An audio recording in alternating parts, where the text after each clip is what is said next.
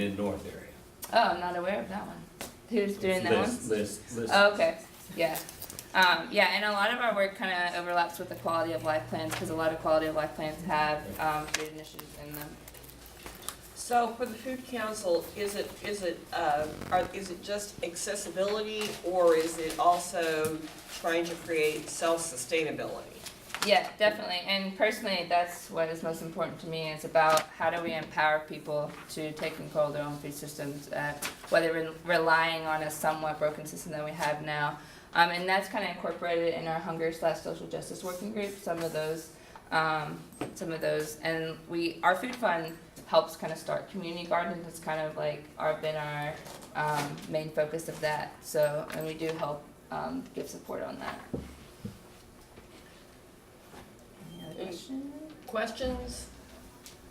Maybe just a comment. I know I'm always concerned when I stop at a convenience store for juice or muffin or something, and so many people walk out with a soda pop in one hand and a bag of chips in the other. And they seem to think that's breakfast. Right. And that really saddens me. And it's very common. Have you thought about how to educate people? If they think that's breakfast, Right. then some education must Definitely. be needed. And that is the main, so on this, there is themes that emerge out of these conversations, and access was the first one, and education came up constantly. You know, you can't just place a community garden or give someone an eggplant and expect them to know what to do with it, you know. There's a Living Well garden, it's on Keystone, right off by the interstate. The lady who runs that told a really good story. She had this gardening program, and she gave like zucchini and squash to like a kid, and he brought it back because his mom was like, we don't use that, like, you know. And so, you know, you give them food, but you can't expect, you know, it's a multifaceted approach to this. Yes. Have you considered, this is something I heard at a meeting with Councilor Pfister last year. She was thinking of doing, and I haven't heard any more about it, getting information on healthy eating and healthy cooking to the food banks. They have one here for that matter. Yeah. And so that people know what to do with some of this stuff, because I grew up not on a farm, Right. but with people who had gardens, and I know a little bit about some vegetables that the average city folk didn't know. Sure. But, you know, so many people, like she said, consider a bag of chips and a bottle of Right. pop to be a you know, this is my meal. I'm full, so I'm happy. Right. I'm And then also you're fat, starving so I 2 must hours be getting later. enough. Right. But our bodies are literally starving. Sure. And have you considered some kind of an education program at the various food banks? We have, so some of our stakeholders, Gleaners Food Bank is one of our partners with the Food Council. And I know they are kind of assessing nutrition education on a citywide standpoint. They're doing kind of a mapping of nutrition and education, and hope to kind of create a system-wide nutrition education that you can take in food pantries as well.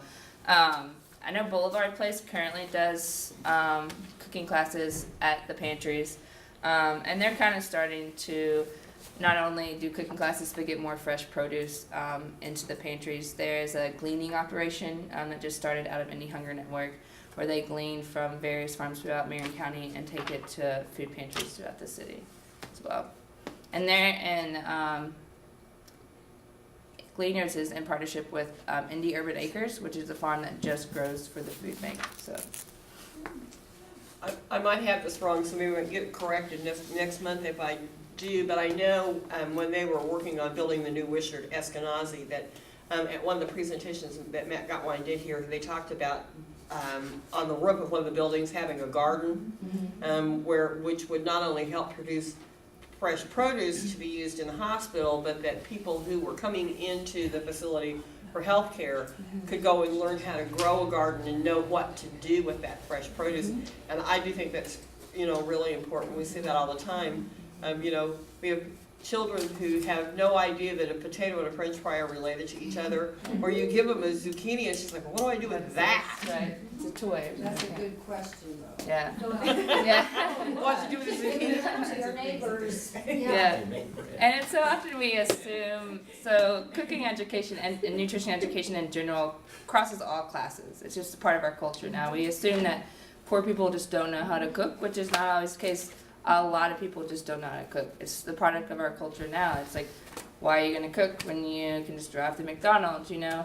And we've lost that kind of food culture identity here in the United States, and like trying to bring that back, that food takes time and it's kind of a holistic approach to just kind of life in general, just respecting food and nature and other things like that that comes with that.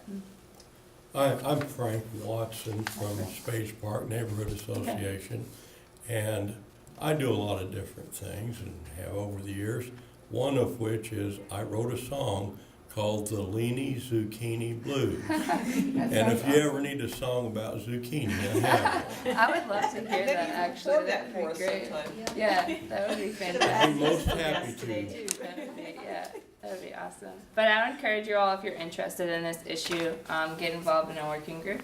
And we kind of develop concrete plans, so hopefully at the end of this year we'll have an action moving forward. Like I know the economy group is working on getting institutional purchasing through the city, MCANA2014 Health, and IPS, I believe, is kind of one of their main initiatives. So those meetings are quarterly. First one, like I said, is May 8th at 5:30 p.m. Whitney, oh, I'm sorry, Jocelyn. One of the reasons most of our young people have such bad eating habits, they took home economics and shop classes Yep. out of the school system. Amen. I went to IPS 56 and I learned, well, I knew how to sew before I got in 7th grade. We made a cooking apron in the first year, Yeah. set the table in the second semester, 7th grade, and then in the 8th grade, we made either an A-line, a straight, or a pleated skirt, and learned how to put a buttonhole hem. They're not teaching our young people survival skills in the public schools now. And as far as the food,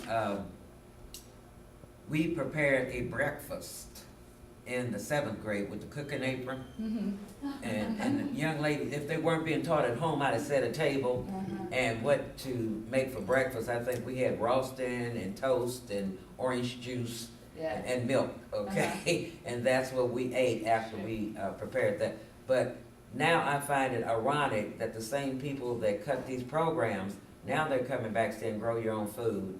And then, like you said, Right. young kids today don't know that a french fry comes from a potato. Right. And that should not be. Right. It's just I mean, that yeah. really should not be. Yeah, there's just Yeah. such a disconnect, and it's hard to make all the connections in our food system when you just go to the grocery store and blindly get milk, whatever, and don't realize the steps that milk took to get to that grocery store. And it's a sad thing when you ask kids like what his favorite vegetable is, and he says pizza or hamburgers, and it's just like, whew, we have a problem. So Well, now, pizza has tomato sauce on it's it. it's considered a vegetable, like in school standards. A lot of That's sodium. right. Yeah. A lot of sodium. Do you know that the state health department does not recognize ketchup as a vegetable?